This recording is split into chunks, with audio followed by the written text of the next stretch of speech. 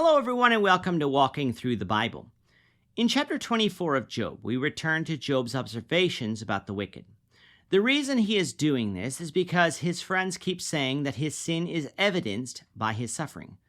If he wasn't suffering, he would be righteous, but since he is, that means he is wicked. Job is again going to reiterate that that is not always so. In fact, the Lord doesn't always punish the wicked either on this earth, though punishment would later come. Let's see how Job's argument is laid out here at the beginning of chapter 24. So if you have a Bible with you, you can turn to the book of Job to chapter 24.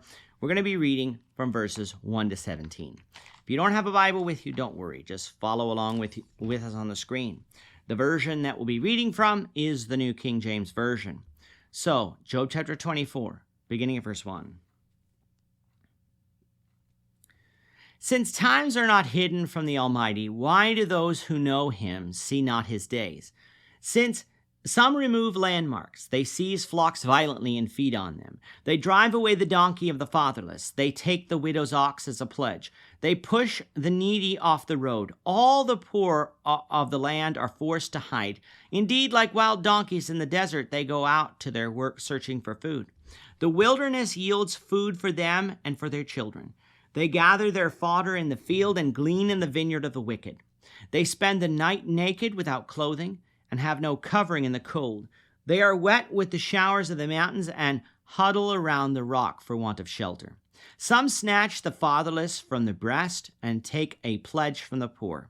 They cause the poor to go naked without clothing, and they take away the sheaves from the hungry. They press out oil within their walls and tread wine presses, yet suffer thirst. The dying groan in the city, and the souls of the wounded cry out, yet God does not charge them with wrong. There are those who rebel against the light. They do not know its ways, nor abide in its paths.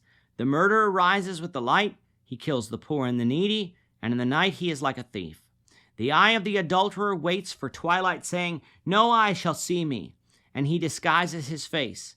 In the dark they break into houses which they marked for themselves. In the daytime they do not know the light, for the morning is the same to them as the shadow of death. If someone recognizes them, they are in the terrors of the shadow of death. As we said at the top, Job is trying to argue that his suffering is not necessarily a result of his sin, for the wicked seem to live it up and not be punished by God on this earth. And if this were not so, then certainly the righteous would see God come down and punish the wicked for their evil deeds, since the times of punishment are not hidden from the Almighty. But alas, such does not happen. The wicked move landmarks, which means the boundaries of their property. When someone did that, they were enlarging their own land and stealing from their neighbor, which of course is sin. The wicked seize flocks violently and feed on them. They drive away the donkeys of the fatherless, meaning they take what may be the only property of this orphan and what would be a useful animal to them. They take the widow's ox as a pledge, again depriving her of what may be her only property. They push the needy off the road, meaning that they do not allow them the advantages of the highways, maybe even going so far as to injure them. All of this casts the poor into the wilderness and deserts, forcing them to have to search for their food and glean in the vineyards of the wicked. They spend the night naked and have no covering for the cold. When it rains, they have no shelter and have to huddle around a rock, a cave, if they want even the smallest of covering. The wicked take pledges of the poor, take away sheaves from the hungry, leaving the poor with practically nothing. And where is God? He does not charge them with wrong, so it seems. The murderer can sleep under a roof and rise and murder in the daylight. The eye of the adulterer waits until dark and then goes and commits adultery. The thief steals at night and gets away with it. They love the night and the darkness, something that most people dread. All of this because God doesn't seemingly punish the wicked in this life, so Job thinks. Now, I do find it interesting that among the things Job mentions here are the things that Eliphaz accuses him of in chapter 22, with Job meaning that if he were the things that Eliphaz claimed, then he wouldn't be being punished. But since he is, he must not be the one who neglected the poor. He was righteous, yet suffering anyway. Of course, again, Job is wrong.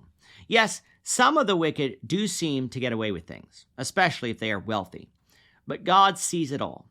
Many are punished in this life, but if they aren't, rest assured they will be punished in eternity. Nobody is getting away with any unrepented sin. But Job is not done, so we'll conclude his speech, the Lord willing, in the next lesson. With that, our time is up for today.